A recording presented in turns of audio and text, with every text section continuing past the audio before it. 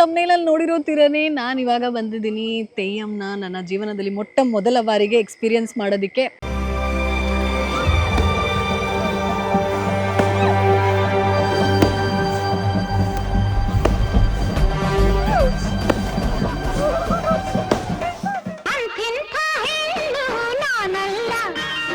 ತೆಯ್ಯಂ ಇದು ಡ್ಯಾನ್ಸ್ ಅಲ್ಲ, cultural performance ಕೂಡ ಅಲ್ಲ, ಮನುಷ್ಯ ದೇವ್ರ ಆಗ್ತಾನೆ ಅನ್ನೋ ಕೇರಳದ ಜನರ ನಂಬಿಕೆ. ಕೇಳೋದಕ್ಕೆ ವಿಚಿತ್ರ ಅನ್ಸ್ಬೋದು, ಆದರೆ ಇದು ಸತ್ಯ. ಹಾನೆಸ್ಟ್ಲಿ ಕಾಂತಾರ ಫಿಲಮ್ ನೋಡಿದ ಮೇಲೆ ದೈವಕೋಲ ಬಗ್ಗೆ ಒಂದು ಕ್ರೇಜಿ ಕ್ಯೂರಿಯಾಸಿಟಿ ಇತ್ತು ಆ್ಯಂಡ್ ಹೇಗಾದರೂ ಲೈವ್ ಆಗಿ ಎಕ್ಸ್ಪೀರಿಯನ್ಸ್ ಮಾಡಬೇಕು ಅನ್ನೋ ಒಂದು ಆಸೆ ಕೂಡ ಇತ್ತು. ಆದರೆ ಇದನ್ನು ಸಾಧ್ಯ ಮಾಡ್ಕೊಳ್ಳೋದಕ್ಕೆ ನಾನು ಕೋಸ್ಟಲ್ ಕರ್ನಾಟಕನ ಬಿಟ್ಟು ಕೇರಳ ಕಡೆ ಹೊರಟಿದ್ದೀನಿ. ಸೊ ಈ ಕಣ್ಣೂರಲ್ಲಿ ತೆಯ್ಯಂನ ನೋಡೋದು ಹೇಗೆ, ಎಲ್ಲಿ ಸ್ಟೇ ಆಗಬೇಕು ಅನ್ನೋದ್ರ ಜೊತೆಗೆ ಕಣ್ಣೂರಲ್ಲಿ ಎಕ್ಸ್ಪ್ಲೋರ್ ಮಾಡ್ಬೋದಂತಹ ಇನ್ನು ಬೇರೆ ಬೇರೆ ಜಾಗಗಳನ್ನ ನಾನು ಈ ವಿಡಿಯೋದಲ್ಲಿ ತೋರಿಸ್ಕೊಡ್ತೀನಿ. ಅಂಡ್ ಈ ಜರ್ನಿನ ಬೆಂಗಳೂರಿಂದ ಶುರು ಮಾಡೋಣ ಬನ್ನಿ. ಹಾಯ್ ಏಂಜಲ್ಸ್, ನಾನು ನಿಮ್ಮ ಮಹಾಲಕ್ಷ್ಮಿ, ಕರ್ನಾಟಕದ ವಿಮೆನ್ ಟ್ರಾವೆಲರ್. ಸದ್ಯಕ್ಕೆ ನಾನು ಕೇರಳನ ಎಕ್ಸ್ಪ್ಲೋರ್ ಮಾಡ್ತಾ ಇದ್ದೀನಿ. ಇದೇ ಎಕ್ಸೈಟ್ಮೆಂಟ್ ಅಂಡ್ ಖುಷಿಯಿಂದ ನಾನು ಬೆಂಗಳೂರಿಂದ ಓವರ್ ನೈಟ್ ಸ್ಲೀಪರ್ ಬಸ್ನ ಬುಕ್ ಮಾಡ್ಕೊಂಡು ಅರ್ಲಿ ಮಾರ್ನಿಂಗ್ ಕಣ್ಣೂರ್ನ ತಲುಪಿ ಅಲ್ಲೇ ಫ್ರೆಶ್ ಆಗಿ ವೆಲ್ಕಮ್ ಟು ಕೇರಳ.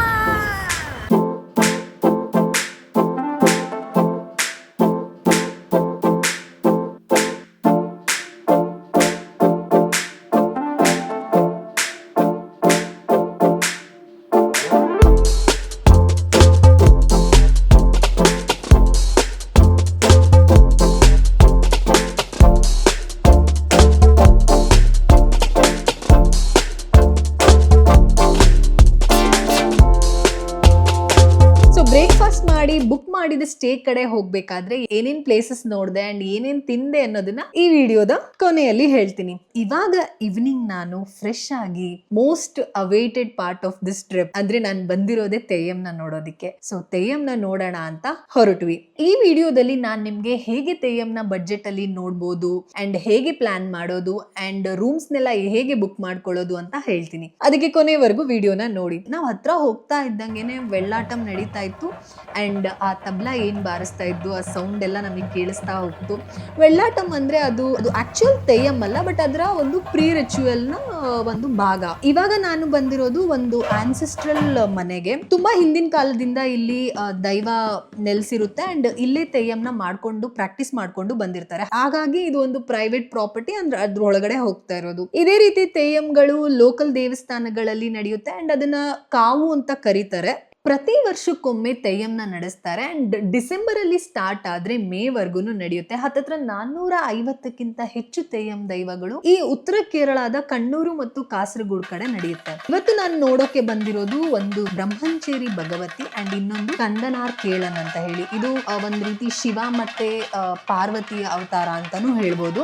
ಬಂದ ತಕ್ಷಣ ನಾವೆಲ್ಲ ಒಂದ್ ಕಡೆ ಕೂತ್ಕೊಳ್ಳೋಕೆಲ್ಲ ಅವರೇ ಪ್ರೊವೈಡ್ ಮಾಡಿದ್ರು ಚೇರ್ಸ್ ನ.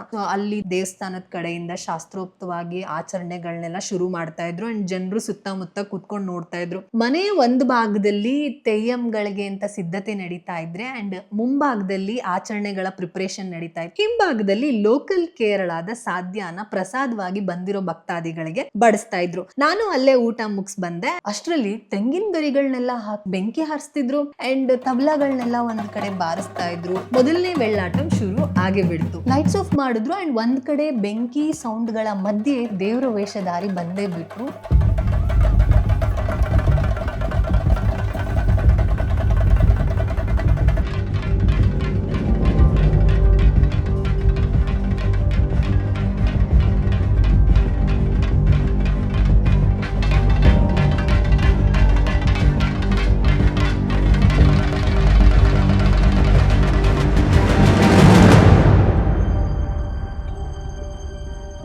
ಬೆಂಕಿ ಸುತ್ತ ಕುಣಿಯೋದಕ್ಕೆ ಶುರು ಮಾಡಿದ್ರು ಅಂಡ್ ಕತ್ತಿಲಿ ಬೆಂಕಿನ ಮೇಲೆತ್ತೆಸಿತಾ ಇದ್ದಾರೆ. ನನ್ಗಂತೂ ನೋಡಿ ಸಿಕ್ಕಾಬಡೆ ಶಾಕ್ ಆಗೋಯ್ತು.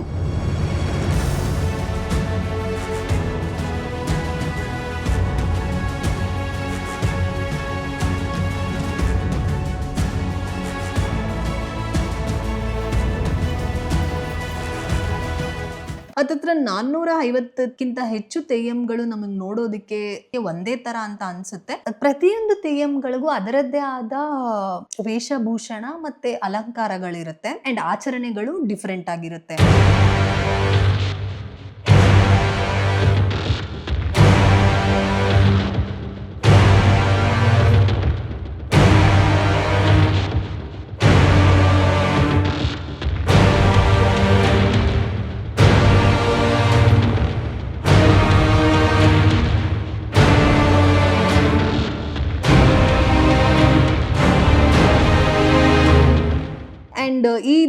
ದೇವರುಗಳಿಗೆಲ್ಲ ವಿಗ್ರಹ ಆಗ್ಲಿ ಯಾವುದೇ ರೀತಿ ಫೋಟೋನ ಆಗ್ಲಿ ಇಟ್ಟು ಪೂಜೆ ಮಾಡೋದಿಲ್ಲ, ಬದಲಾಗಿ ಆ ದೇವರುಗಳ ಆಯುಧಗಳನ್ನ ಇಟ್ಟು ಪೂಜೆ ಮಾಡ್ತಾರೆ. ಅಂಡ್ ಸ್ವಲ್ಪ ಹೊತ್ತೆಲ್ಲ ಆದ್ಮೇಲೆ ದೇವ್ರು ಎಲ್ರನ್ನು ಮೇನ್ ಆಗಿ ಮನೆಯವ್ರನ್ನೆಲ್ಲ ಮಾತಾಡಿಸಿ ಆಶೀರ್ವಾದ ಮಾಡಿ ಅಂಡ್ ಜನಗಳ ಹತ್ರನೂ ಕೂಡ ಆಶೀರ್ವಾದ ಮಾಡೋದಿಕ್ಕೆ ಬಂತು. ಆ ಟೈಮಲ್ಲಿ ಕಾಣಿಕೆಯಾಗಿ ನಾವು ದಕ್ಷಿಣೆ ಏನಾದ್ರೂ ಕೊಟ್ಟು ಆಶೀರ್ವಾದ ಪಡಿಬಹುದು. ಅವರವರ ವಿಶೇಷ ಆಚರಣೆ ಅಂಡ್ ದೇವರಿಗೆ ಪೂಜೆ ಉಪಚಾರ ಎಲ್ಲಾ ನಡೆಸ್ತಾ ಇದ್ರು. ಅಂಡ್ ಒಂದು வெಳ್ಳಾಟ ಮುಗೀತು. ಅಷ್ಟರಲ್ಲಿ ರಾತ್ರಿ 10:30 ಆಗೇ ಬಿಡ್ತು.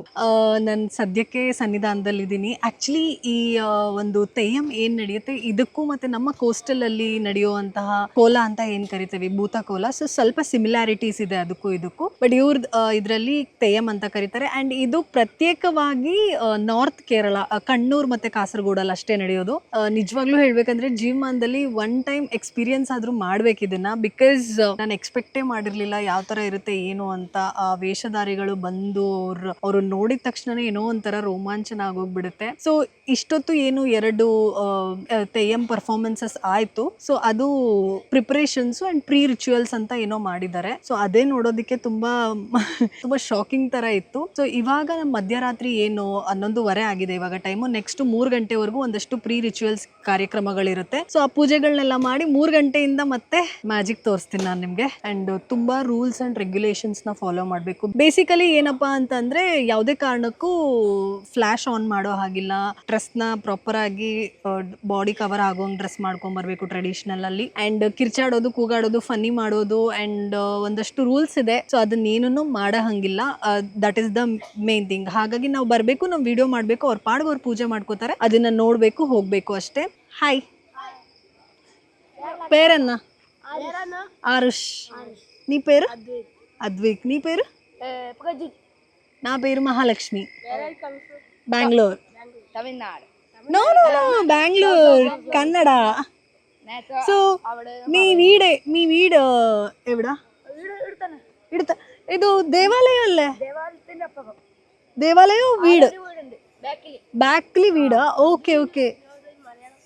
മലയാളം കൊഞ്ചു കൊഞ്ചു അറിയൂ. Movies super. 3 o'clock. Yeah waiting. 5 theyyam. 5 more theyyam. Oh nice.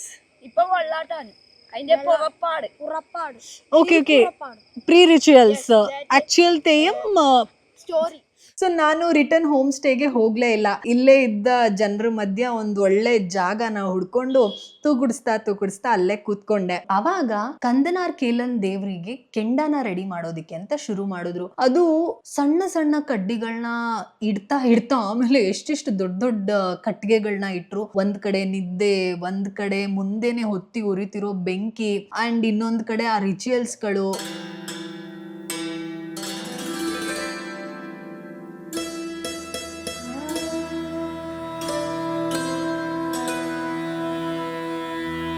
So ಇಷ್ಟೆಲ್ಲ ನೋಡ್ತಾ 3 ಗಂಟೆ ಆಗೇ ಹೋಯ್ತು. ಅವಾಗ ಬ್ರಹ್ಮಂಚೇರಿ ಭಗವತಿ ವೇಷಧಾರಿಗಳು ಅವರ ರಿಚುವಲ್ಸ್ ನ ಮಾಡ್ತಾ ಅವರ ತಲೆ ಮೇಲೆ ಹಾಕೊಳ್ಳೋ ಒಂದು ಹೆಡ್ಗೇರ್ ಏನಿದೆ ಅದನ್ನ ದೇವ್ರ ಮುಂದೆನೆ ಕೂತ್ಕೊಂಡು ಹಾಕೋಬೇಕು. ಈ ಬ್ರಹ್ಮಂಚೇರಿ ಭಗವತಿ ಬಂದು ಶಿವನ 3ನೇ ಕಣ್ಣಿಂದ ಬಂದಿರೋದು ಅಂತ ಹೇಳ್ತಾರೆ. ಇನ್ನು ಬೇರೆ ಬೇರೆ ನಂಬಿಕೆಗಳು ಕೂಡ ಇದೆ ಅದಕ್ಕೆ.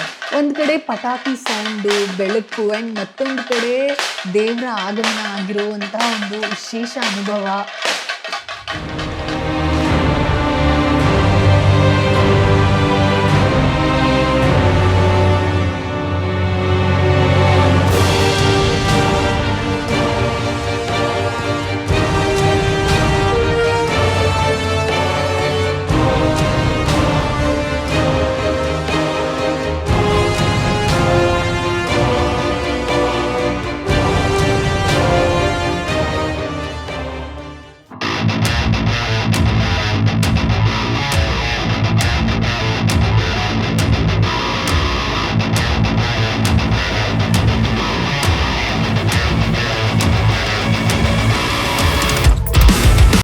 ತೆಯ್ಯಂನ ನೀವು ನೋಡ್ಬೇಕು ಅಂತಂದ್ರೆ ಮೊದಲನೇದಾಗಿ ಈ ಎರಡು ವೆಬ್ಸೈಟ್ಗಳಲ್ಲಿ ಪ್ರತಿಯೊಂದು Theyyam dates and place details ಇರುತ್ತೆ. ಫಸ್ಟ್ ನಿಮ್ ಡೇಟ್ ಫಿಕ್ಸ್ ಆದ್ಮೇಲೆ ತೆಯ್ಯಂನ ದೇವಸ್ಥಾನದ ನಿಯರ್ ಬೈ ಸುತ್ತಮುತ್ತ ಹೋಮ್ ಸ್ಟೇ ಅಥವಾ ರೂಮ್ ಗಳನ್ನ ಬುಕ್ ಮಾಡ್ಕೊಂಡು ಅಂಡ್ ಎಂಟೈರ್ ನೈಟ್ಸ್ ಯೂಶಲಿ ಇರುತ್ತೆ. ಕೆಲವು ತೆಯ್ಯಂಗಳು ಮಾರ್ನಿಂಗ್ ಕೂಡ ಇರುತ್ತೆ. ಇವಾಗ ನೋಡಿ ಬಂತು ಕಂದನಾರ್ ಕೇಳನ್, ಇದು ಶಿವ ಅಂತ ಹೇಳ್ತಾರೆ. ಆಕ್ಚುಲಿ ತುಂಬಾ ಭಯಂಕರ ಮತ್ತೆ ಮೈ ರೋಮಾಂಚನ ಆಗುವಂತ ಅನುಭವ ಈ ತೆಯ್ಯಂನ ನೋಡಿದಾಗ ಆಗುತ್ತೆ.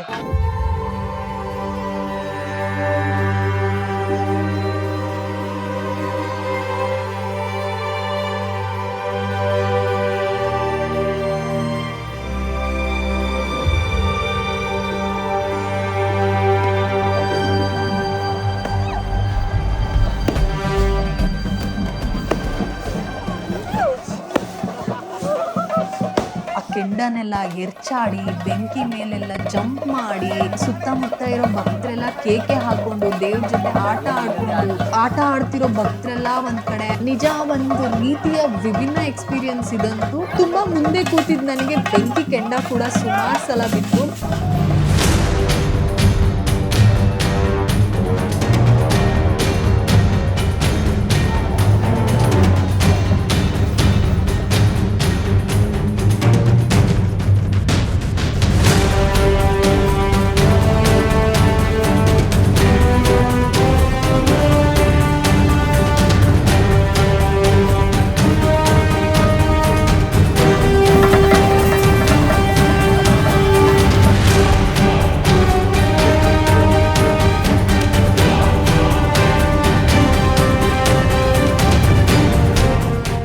ಐದುವರೆಗೆ ಶುರುವಾದ ಈ ಕೆಂದನಾರ್ ಕೇಳನ್ ತೆಯ್ಯಂ ಬಂದು ಬೆಳಗ್ಗೆವರೆಗೂ ನಡೀತು. ಬೆಳಗ್ಗೆ ಆದ್ಮೇಲೆ ನಾನ್ ರಿಟರ್ನ್ ಹೋಮ್ ಸ್ಟೇಗೆ ಹೋದೆ.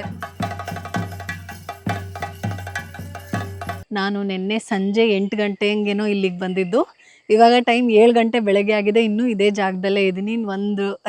ನಿದ್ದೆನೇ ಮಾಡಿಲ್ಲ. ಆ್ಯಂಡ್ ಇದನ್ನ ದೇವಸ್ಥಾನ ಅಂತ ಹೇಳಬಾರ್ದು. ಇದೆಲ್ಲ ಆಗೋದು ಹೇಗೆ ಅಂದರೆ ಕಾವು ಅಂತ ಕರೀತಾರೆ ಇವರು. ಅಂದರೆ ತೆಯ್ಯಂಗಳಿಗೆ ಇದೇ ರೀತಿ ವಿಗ್ರಹ ಮೂರ್ತಿ ಇರೋದಿಲ್ಲ. ಅದನ್ನು ಒಂದು ದೀಪ ಅಥವಾ ಏನೋ ಒಂದು ಅದನ್ನು ಆರಾಧಿಸ್ತಾರೆ. ಆ ಕಾವು ಅನ್ನೋ ಜಾಗದಲ್ಲಿ ಇರುತ್ತೆ. ಅದು ಬಿಟ್ಟು ಕೆಲವೊಬ್ಬರು ತಲಾಂತರಗಳಿಂದ ಮಾಡ್ಕೊಂಡು ಬಂದಿರ್ತಾರೆ. ಸೊ ಅದನ್ನು ಸಪ್ರೇಟು. ಅದು ಬಿಟ್ಟರೆ ಕಾವು ಅಂತ ಕರೀತಾರೆ. ಸೊ ನಾನಿವಾಗ ಒಬ್ಬರು ಮನೆತನದಿಂದ ಮಾಡ್ಕೊಂಡು ಬಂದಿರತಕ್ಕಂಥವರ ಪ್ರಾಪರ್ಟಿಗೆ ಬಂದಿರೋದು. ಸೊ ಇದೆಲ್ಲ ಅವ್ರದ್ದು ಜಮೀನು. ಸೊ ಅವ್ರ ಪ್ರಾಪರ್ಟಿ ಮಧ್ಯಾಹ್ನ ಇದೆ ಇದು. ಈ ತೆಯ್ಯಂ ಜೊತೆ ನಾನು ಕಣ್ಣೂರಲ್ಲಿ ಎಕ್ಸ್ಪ್ಲೋರ್ ಮಾಡಿದ ಬೇರೆ ಬೇರೆ ಪ್ಲೇಸಸ್ ಬಂದು ಒಂದು ಸೆಂಟ್ ಆಂಜಲೋಸ್ ಫೋರ್ಟ್. ಇದು ಬಂದು 1500ನೇ ವರ್ಷದಲ್ಲಿ ಪೋರ್ಚುಗೀಸ್ ಅವರು ಕಟ್ಟಿರ್ತಕ್ಕಂತಹ ಒಂದು ಫೋರ್ಟ್. ಆಕ್ಚುಲಿ ಒಂದ್ ಸೈಡ್ ಫುಲ್ ಸಮುದ್ರದ ವ್ಯೂ ಕಂಡ್ರೆ, ಇನ್ನೊಂದ್ ಕಡೆ ಲೋಕಲ್ ಫಿಶಿಂಗ್ ಬೋಟ್ಗಳನ್ನೆಲ್ಲ ಒಳ್ಳೆ ಕಲರ್ಫುಲ್ ಆಗಿ ವ್ಯೂಸ್ ಸೂಪರ್ ಆಗಿ ಕಾಣಿಸ್ತಾ ಇತ್ತು.